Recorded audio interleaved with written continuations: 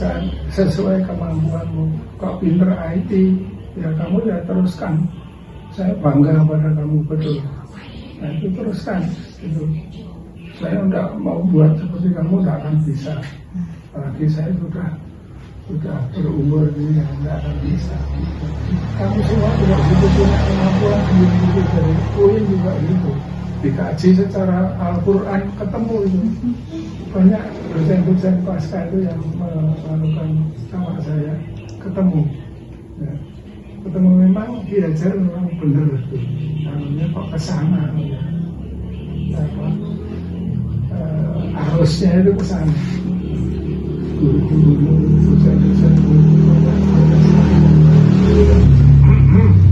kesini sama saya diskusi macam-macam ya, masalah kebatinan dan lain-lainnya, terus tadi internasional apa itu ya saya luruskan. Sadar lagi mengenai diajar itu apa-apa kok pakai Jawa, kalau itu diajar itu kejawen. Jadi dulu belum ada bahasa persatuan kok. Dulu kan belum ada bahasa persatuan. Jadi dulu malah bangsa Jawa, bangsa Sunda, bangsa Sumatera kan itu masih pecah-pecah. Sehingga diajar mencetuskan pada waktu belum merdeka, belum ada Sumpah Pemuda. Itu mencetuskan sesuatu tuturi handayani, ngerti rasa orang Jawa semua, karena bangsa Jawa. Waktu itu masih dipecah-pecah sama Belanda dari bangsa Jawa. Jadi bukan kok diajar itu kok bosok Jawa, jadi kalau kejawen bukan. Apalagi kejawen dalam artian yang sekarang, yang namanya apa, sekuler ya, jauh dari sana.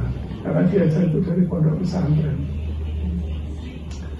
Diajar itu suatu seorang nekat kecil itu sering dititipkan di Kiai Zainuddin Sulaiman Zainuddin di Kalasan, sering dipondokkan di sana, dan juga ketemu sama Soleh Darat, kiainya Baginda Kartini itu Soleh Darat, tapi ketemu, jadi diskusi juga diajar itu sama kiai-kiai pada saat itu yang terkenal ustadz yang terkenal pada saat itu. Ya, mungkin itu.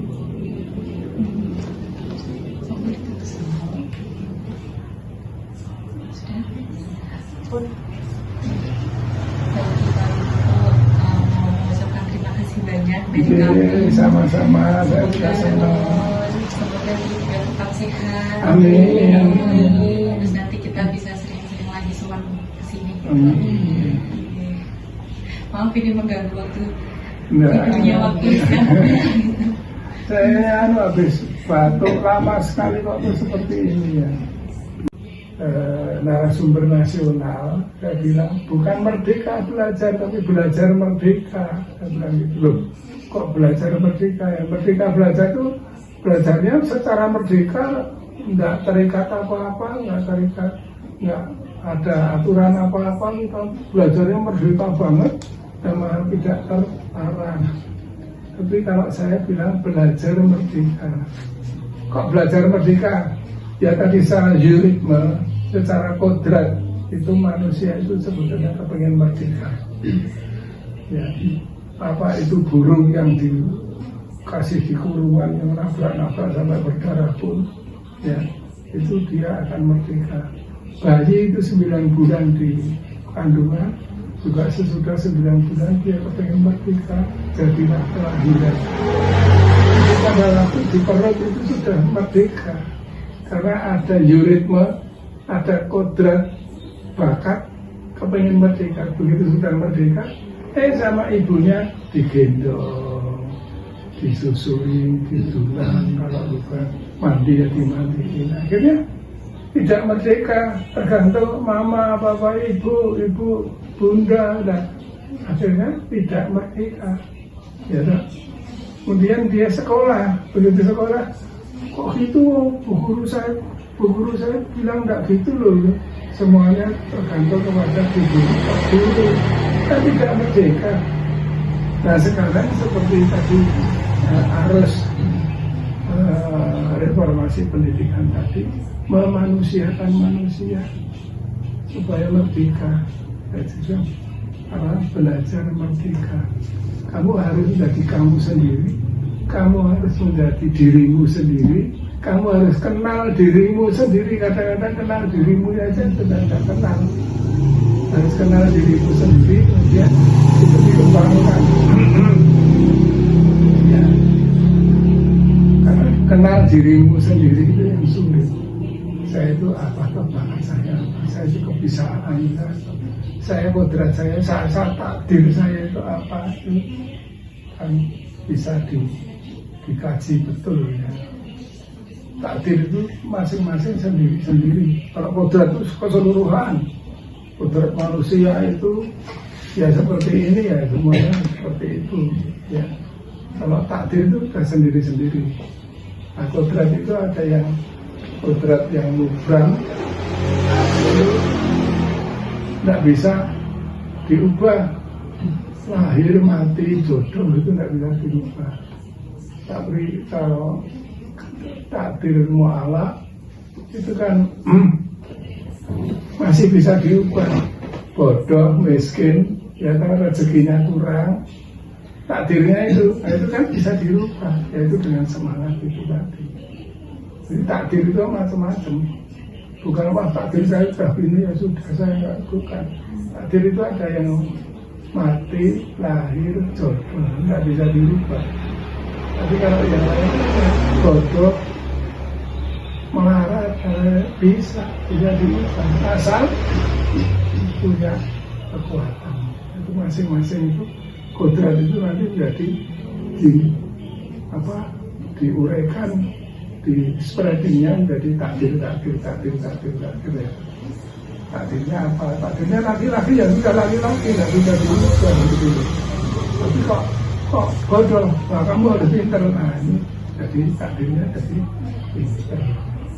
Kan semua agama kan menganjurkan kalau kepengen meraih rezeki ya harus berupaya dengan maksimal, kan gitu kan? Iya kan? Pagi.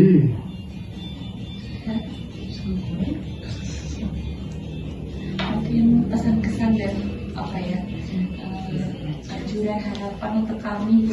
Zaman dulu ya, bukan bahasa Indonesia yang ejaan yang disempurnakan yang sekarang ya puibi ya sekarang ya.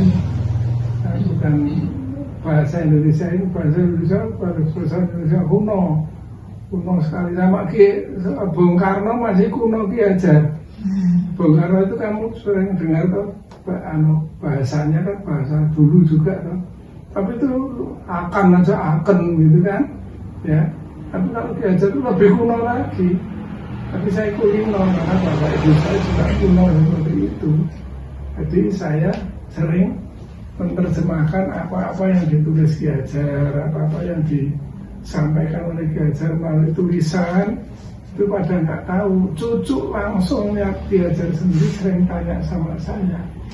Cucu langsungnya itu, masih kayak aku kurang ngerti, ini apa gini, itu karakter gini.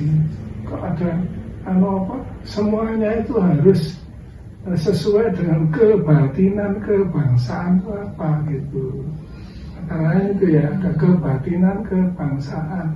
Dan dulu belum ada ejaan Puebi, belum ada EYD, belum ada ejaan Suwandi, masih belajar sama Riau kan itu. Ya. Jadi ideologi itu diterjemahkan sebagai kebatinan gitu. Nah, itu ada yang saya sangka dari UIN juga, dari UIN malah dosen pasca sarjana itu bahwa taman siswa itu ada yang dari alirannya kebatinan, kebatinan kebangsaan. Ini maksudnya gini, karena ejaan yang dulu sama ejaan yang sekarang lain gitu ya. Ya bangsa-bangsa yang gitu itu memang harus dipahami secara baik. Gitu. Terus Kipria ini alumni tahun berapa Ki? Terus boleh diceritain nggak semasa sekolah dulu tuh gimana kelasnya atau gimana kondisinya gitu Ki? Kelasnya itu lain sekali dengan yang sekarang, ya. Zaman dulu itu yang namanya kesenian, budi pekerti dan lainnya itu menyatu dalam semua mapel, menyatu. Hampir semua guru itu guru budi pekerti. Hampir semua guru itu pasti memberikan satu wejangan-wejangan yang bagus. Ya. Nah, sekarang budi pekerti ada mapel sendiri, mapel yang ekstrakurikuler, pilihan dan lain-lainnya. Kalau zaman dulu jadi satu. Dan guru sama murid itu seperti orang tua dengan anak kandung. Itulah sistem Among. Sistem Among seperti itu. Jadi saya benar-benar guru-guru saya itu seperti bapak ibu kandung saya. Persis sampai tua pun seperti itu. Jadi saya ketemu Piajar itu sampai tahun 63 itu saya lulus SMA. Piajar kan bapak tahun 69 ya. Tahun 63 itu saya masih ketemu sangat fisik di SMA. Masih ketemu, masih sering sok diberi nasihat, masih sok saya itu juga sok mungkin sok ya, mohon keterangan gitu. Itu sering ketemu beliau. Tapi ya karena saya dulu juga tidak mengerti betapa ketokohannya Ki Hajar itu. Karena saya satu halaman Pak. Jadi saya itu pernah pada waktu kelas 4 SD di Taman Siswa itu tanya pada guru sejarah saya, Pak, ini yang dimaksud RM Suwardi Suryaningrat Ki Hajar Dewantara itu yang dalamnya di pojok situ yang ada itu. Saya nggak ngira kalau itu masuk buku sejarah. Ya, saya nggak ngira. Sampai saya tanya gitu sama guru sejarah. Rabindranath Tagore itu mendirikan perguruan Santi Niketan. Itu juga persis Taman Siswa dengan jiwa merdeka apa itu persis ya, bahwa semuanya itu harus memanusiakan siswa. Itu juga persis itu dari Tagore, sehingga Tagore sama Suwardi Suryaningrat pada belum diajar itu klop sekali. Terus pada waktu tahun 19 Suwardi Suryaningrat balik ke sini terus mendirikan Taman Siswa, ini juga sering kirim surat dulu itu kartu pos tanpa amplop itu loh, itu ditulis itu dalam bahasa Inggris ya. Terus saya pernah lihat selintas surat, mungkin di museum masih ada yang surat-surat beliau itu pokoknya Tagore itu mau meninjau Taman Siswa. Dan Taman Siswa saat itu baru umur 5 tahun, baru taman kanak-kanak saja, bayangin. Jadi idenya udah bagus diajar itu, tetapi Taman Siswa baru 5 tahun, jadi tahun 22 Taman Siswa berdiri. Tahun 27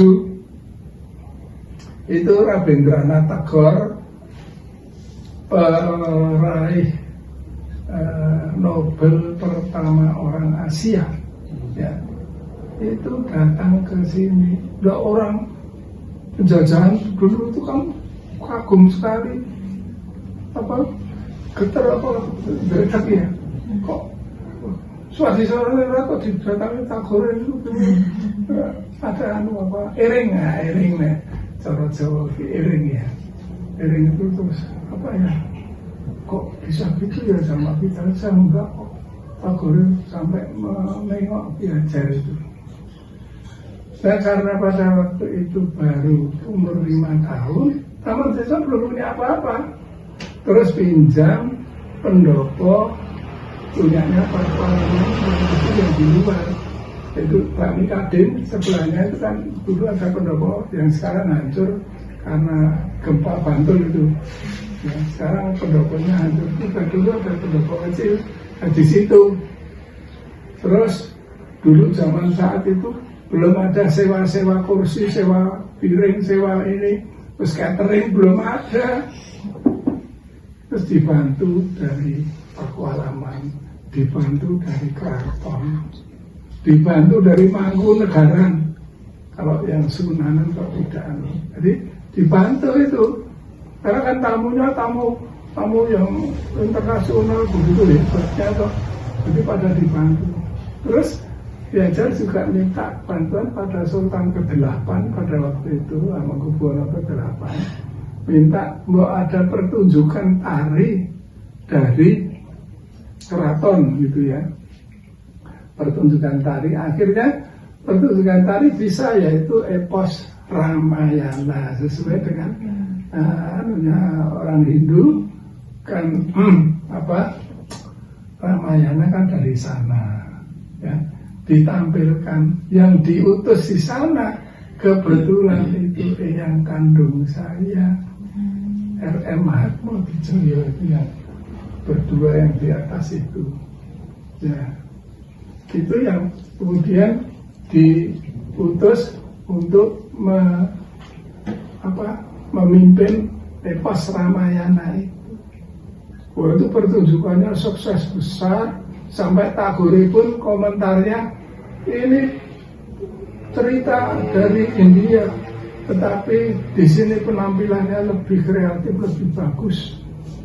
Dan malah di India tidak ada yang sebagus ini kan, ada kerannya, ada ini, ada itu malah jauh lebih bagus. Itu apa ya, anak pidana apa namanya, preman-preman itu loh ya. Kan kalau kan di penjara kan tahu sendiri, kalau dengan preman kan mesti nggak tahu gimana di kejelap atau gimana gitu, sampai fisiknya itu ya tidak lagi lah, tidak segar lagi. Jadi pada waktu sepuh, sebetulnya belum sepuh ya, baru 60 berapa gitu, tapi sudah tuyuk-tuyuk ya, seperti kalau Mbah sekarang sudah umur 90 gitu ya.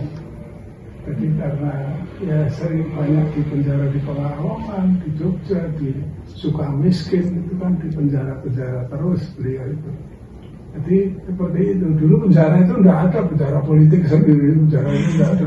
Jadi satu, namanya kalau dulu itu Bromo Corah. Bromo Corah itu preman-preman itu.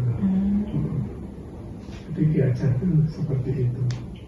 Betapa pengorbanannya, betapa perjuangannya, seperti itu.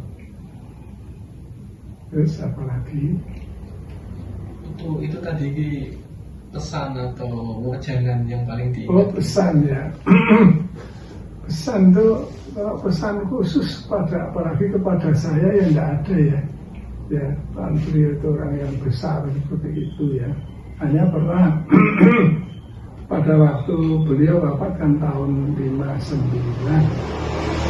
tahun 59 April, tanggal 26 April tahun wafatnya itu Februari tahun 59, itu Bung Karno sebagai murid yang mengaku sebagai muridnya Ki Hajar langsung berkali-kali itu disampaikan Bung Karno. Setiap kali datang ke pendopo itu bilang, murid-murid Anda itu adalah siswa dari Ki Hajar, saya juga siswanya. Tepuk tangan gitu. Nah itu Bung Karno tahu Ki Hajar sakit keras, nengok itu dipesan,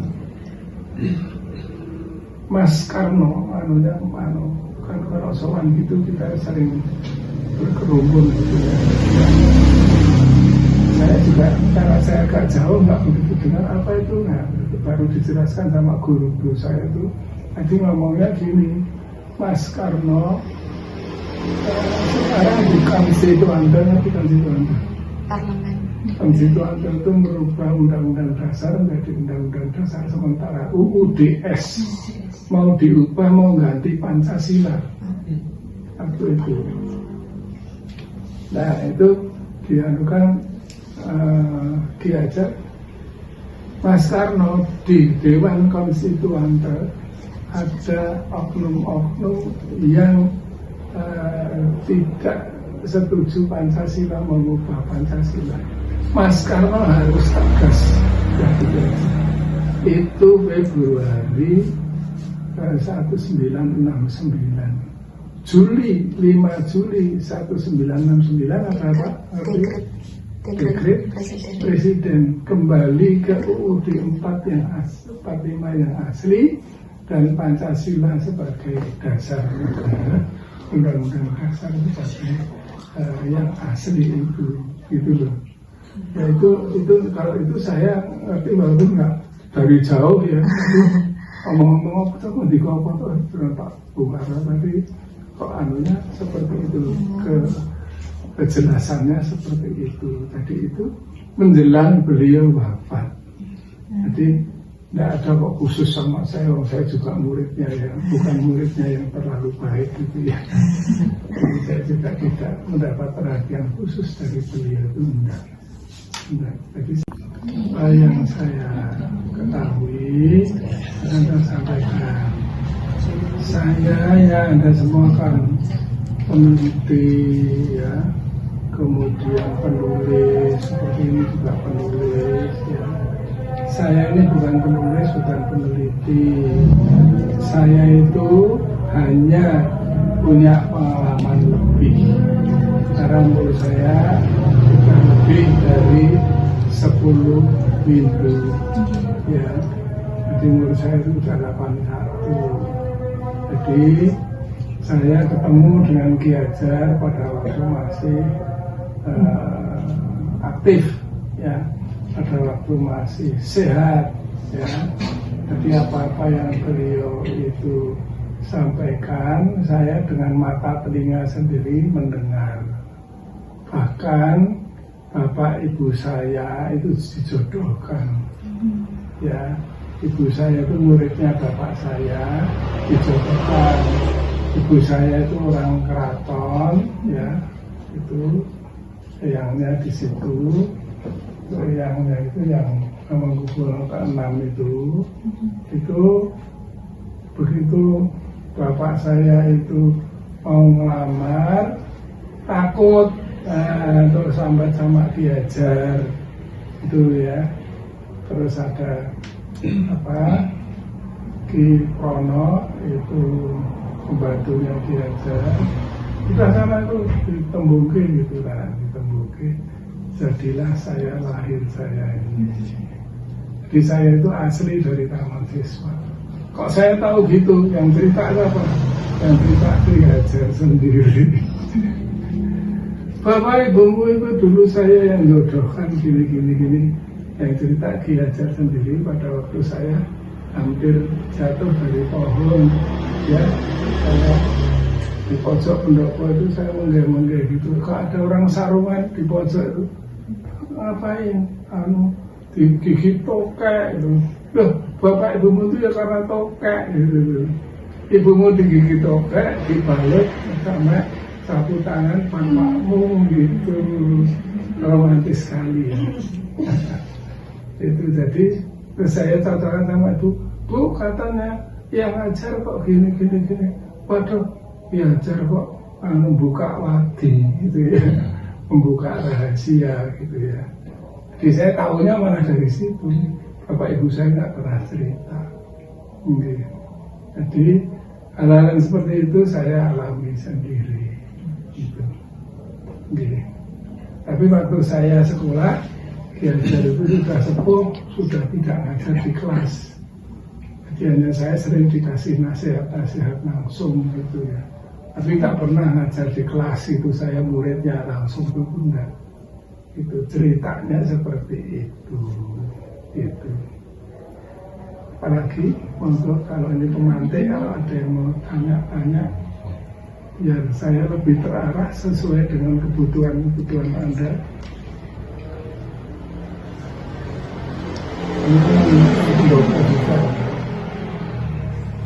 Mungkin dari pengalaman Kipriyo dulu di Taman Siswa gitu.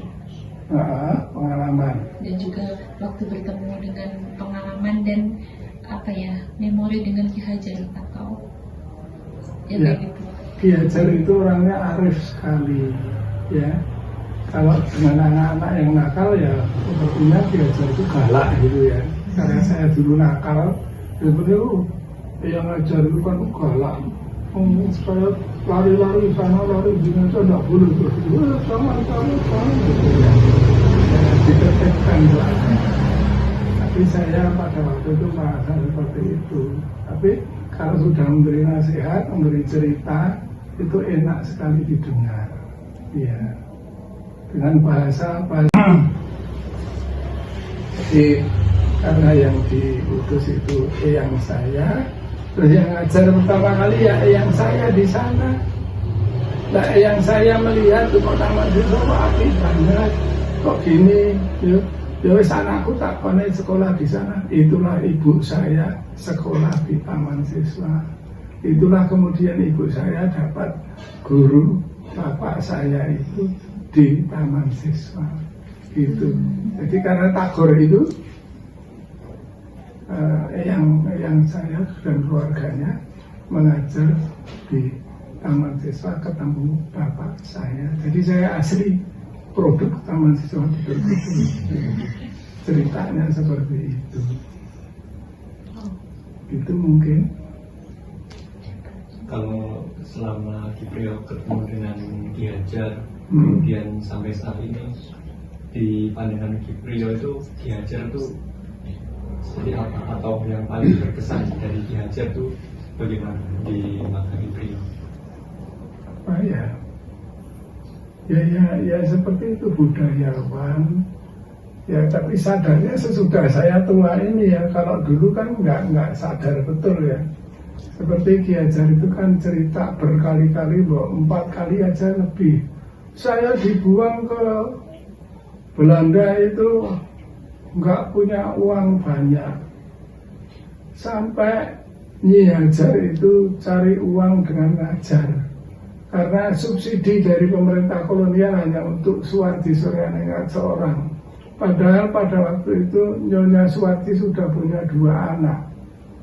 Nah kan tidak bisa seperti itu. Nah kemudian kalau kepengen makan daging, itu yang paling murah di sana itu jeroan. Itu cerita sama saya itu seperti ini tuh mungkin 4 kali lebih. Nah, jadi saya di sana karena jeroan itu murah. Saya setiap kali beli daging, saya daging jeroan yang saya beli gitu. Terus yang terakhir ditanya sama pemilik toko daging itu, kok Anda kok selama ini kok banyak apa beli jeroan-jeroan, apa punya anjing banyak gitu. Ternyata jeroan itu makanan anjing kalau di sana. Ya, jadi tidak dimakan. Kalau di Eropa itu yang dimakan ya dagingnya. Kalau jeroan, hati, rempelo dan lain-lain itu tidak dimakan. Ya, apa namanya? Yang usus itu yang dibilang itu sosis apa itu nggak dimakan. Jadi Ki-Hajar itu kan dibuang di negeri Belanda. Itu kan sudah tahu ya andai kata aku seorang Belanda itu ya als ik een energinya di Belanda was ya. Andai kata aku menjadi seorang Belanda, saya tidak akan tega memperingati kemerdekaan saya dari Prancis di tanah jajahan yang dimana itu saya jajah semuanya. Itu kan menyindir sekali ya. Itu si Belandanya tersinggung berat, terus marah, terus di penjara. Karena di penjara tidak sampai itu Dr. sama Dr. Jepson berjuanglah terus gitu lah si Dr. karena nulis seperti itu malah di penjara lagi. Dr. Jepson juga pahlawanku Suwardi Suryaningrat di penjara. Jadi yang di penjara 3 orang. 3 serangga itu Dr. Suwardi Suryaningrat, Dr. Cipto Mangunkusumo dibuang semuanya, sebetulnya mau dibuang ke Bangka, tapi karena permintaan Dosteker apa bisa diajar bahwa garden itu menjadikan taman siswa tamannya itu garden kan garden, tapi tak cari itu nggak ada. Tapi saya Nyi aja itu ngajar di kindergarten punyanya Rudolf Steiner. Friedrich Froebel itu yang tertua, reformis pendidikan yang tertua di Eropa. Ya. Nah, reformis ini mendirikan yayasan namanya Froebel Institute atau yayasan Froebel yang kemudian punya sekolah macam-macam, antara lain kindergarten, taman sekolah itu. Dan diajarkan punya ijazah di sini bahasa Belanda dan juga menguasai ilmu-ilmu Belanda, sehingga di sana sudah setara, tadi bisa ngajar. Nah, tapi karena ngajar di sana, karena ada pengaruh-pengaruh dari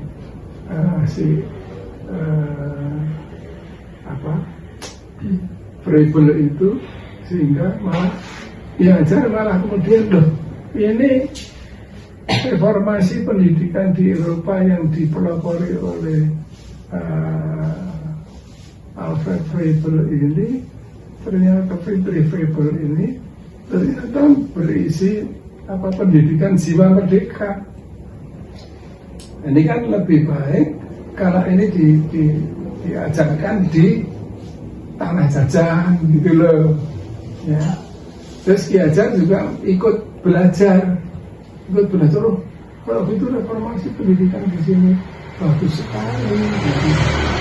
Tapi kan Friedrich Froebel itu diikuti Rudolf Steiner, Maria Montessori, ya kan?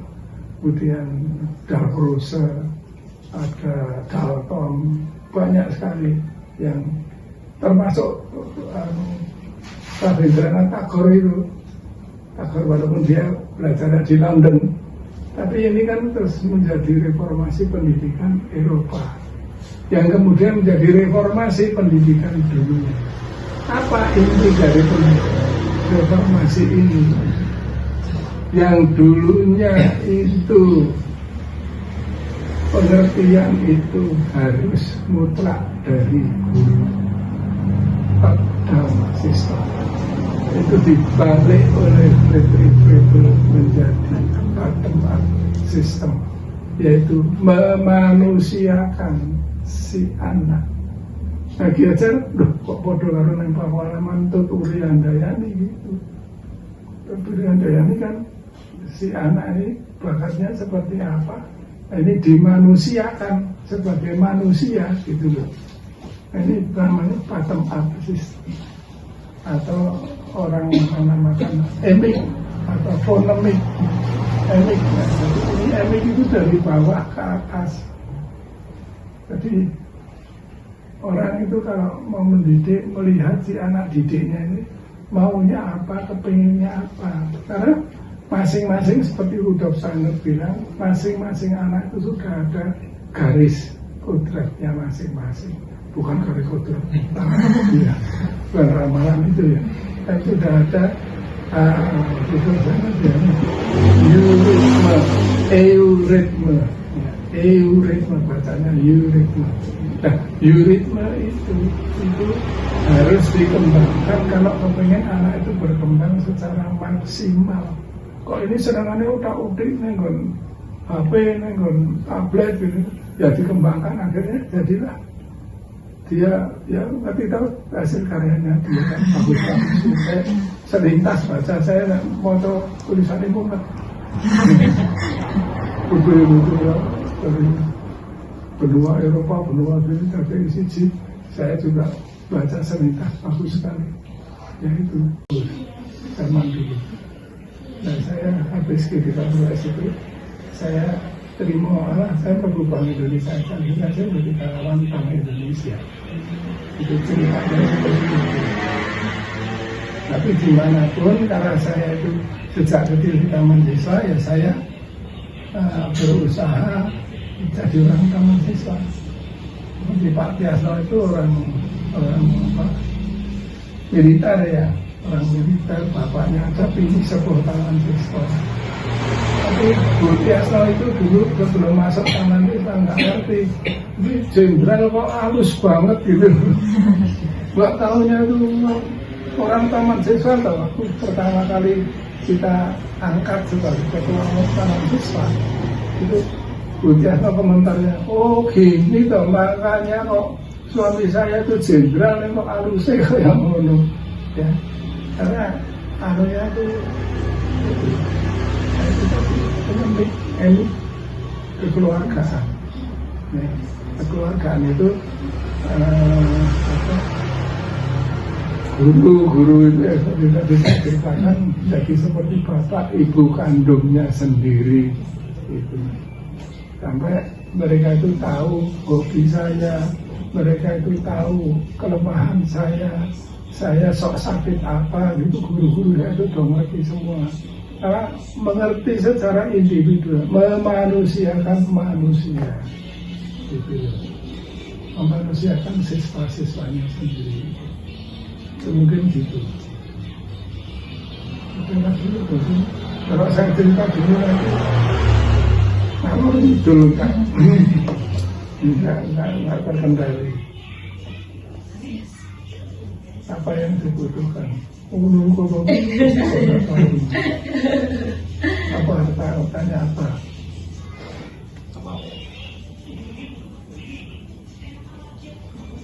Kalau kaitannya dihajar dengan musik, misalnya Apa? kaitannya dihajar dengan musik, misalnya Musik. ya menerjemahkan lagu internasional itu kisahnya bagaimana? Ya dulu kan belum ada G30S ya. Ya, Internasional itu berjuang. Ya, dan PKI itu dulu juga melawan penjajah. Untuk diketahui belum ada G30S, belum ada pemerintahan Madiun. Jadi bukan kok Giajar itu internasional, oh kok gitu Giajar itu PKI, bukan. Yaitu sama, harus ada pengertian itu. Jadi dulu itu semua itu komponen itu bersatu padu. Bahkan yang namanya kapal stereo, ngerti? Itu satu kos sama Bung Karno loh itu. Satu kos di tempatnya HWS Pramilaka itu satu kos. Pada waktu Bung Karno itu mau tanda tangan menolak gerasinya Kartosuwiryo sambil nangis, apa enggak pas Pak? Ini udah nggak bisa diampuni lagi, tapi ya tetap tanda tangan, tapi sambil nangis guru-guru Bung Karno itu. Ya. Jadi internasional itu jangan belajar kok menerjemahkan itu, atau belajar itu juga ada, bukan, tapi merangkum semua komponen bangsa yang revolusioner. Nah, gitu. Dulu enggak berani revolusioner gitu. Ngerti Budi Utomo? Budi Utomo itu gerakan apa? Gerakan budaya, bukan gerakan politik. Jangan bangga-bangga apa. Itu enggak ada unsurnya politik. Yuk kita melawan penjajah, enggak ada. Hanya yuk kita bersatu, hanya gitu aja. Tapi bahwa yuk kita mengusir penjajah itu belum ada. Nah, aku tidak mengecilkan arti Budi Utomo ya, tidak mengecilkan. Tapi pada waktu itu belum ada. Baru ada Indonesia Partai. Ceritanya seperti itu. Apalagi mungkin ya, pendapat jenengan tentang taman siswa sekarang itu seperti apa? agak seru, aku rasa apa budek apa jenenge batuk bilang itu loh rasa ora Jadi pendapat jenengan tentang taman siswa sekarang itu bagaimana? oh iya jauh. Taman siswa sekarang sama taman siswa dulu jauh sekali. Jadi taman siswa yang dulu itu kan banyak yang murid-murid langsung dari Giajar, ya termasuk yang bukan murid langsung dari Giajar. Itu apa jiwa ketaman siswaannya itu begitu mendalam. apa itu metode-metode belajar trikon, tripusat, dan lain-lainnya itu semuanya itu mendarah daging. Kalau sekarang kan, Siti Pamawi sudah ngerti, guru kita ini, semua sudah terbius dengan kurikulum dari Jakarta. Terbius harus membuat nilai yang sudah harus dengan deskripsi macam-macam kalimat itu ya sehingga tidak sempat belajar ketaman siswaan yang sebenarnya. Itu yang makanya guru-guru taman siswa sekarang itu tipis sekali ketaman siswaannya. Kalau dijak sarasean apa dotoko enggak loh. Saya berkali-kali membuat sarasean di guru-guru, kalangan guru-guru, yuk kita mengkaji ajaran belajar. Nggak pernah ada yang antusias. Sudah saya anukan, ini nanti dikasih makan siang habis gini-gini, ya nggak pada datang. Yang datang sedikit sekali. Kecuali yang kayak ini, bapaknya dan teman-temannya ini yang antusias. Kalau yang lain-lainnya nggak ada yang antusias seperti itu. Jadi memang kalau ajaran taman siswa sekarang luntur bener. Maaf saya bilang gitu ya, memang bener. Kepala sekolah apa itu pada nggak ngerti. Dan kepala sekolah yang sekarang itu jiwa-jiwanya itu sudah tipis sekali. Ya itu yang memang harus dikelola supaya mereka itu sadar bahwa malah orang-orang luar dari taman siswa pada mengagumi ajaran-ajaran Ki-Hajar, tetapi orang dalam sendiri malah tidak timbul hasratnya, ya, tenggelam kepada rutinitas apa namanya, kurtilas, kurikulum 13 itu ya. Dan lain-lainnya itu ya saya sendiri juga sangat prihatin ya, jadi kalau malah enggak dong enggak nyambung. Setelah anda yang sudah tertarik gitu kan lain ya. Nah, ceritanya gitu kan perhatiannya sudah lain. Kalau yang dari guru-guru internal yang disebutkan tadi, saya cerita gitu tuh enggak nyambung. Jadi matanya enggak nyambung saya, hatinya juga enggak nyambung, pertanyaannya juga sangat dangkal. Nah, kalau kan kamu pertanyaannya kan bagus-bagus.